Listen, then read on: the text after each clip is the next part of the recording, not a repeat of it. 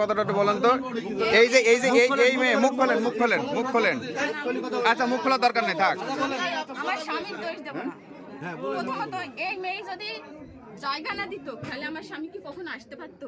আপনি কি জানতেন এই বিষয়টা? এই বিষয়ে আমি 9 বছর ধরে বিয়ে হয়ে পর্যন্ত ওই মানে আপনার সংসারেও এই অশান্তি, গত 9 তারিখে আপনার সংসারেও অশান্তি। মানুষ যদি বাইরে থাকে এই মেয়ের দোষ আমি আগে না, সেটা এখন আপনি আপনার স্বামীকে বাঁচানোর জন্য বলছেন না, তার গ্যারান্টি কি? মানে শোনেন, এত কথা কিছু নাই, আপনি জানতেন তাদের সম্পর্ক, আপনি জানতেন। আপনার স্বামীর কাছে আপনার কোন দাবি দেওয়া আছে? আপনার দেনমোহর পরিশোধ? হ্যাঁ, দাঁড়ান, ওইটি তো নেবই। আপনার স্বামীর সাথে তো কোনো লেনদেন নাই, দেনমোহর নাই, স্বামী আপনাকে মারধর অত্যাচারও করেনি, আপনি বাদ দিচ্ছেন কেন?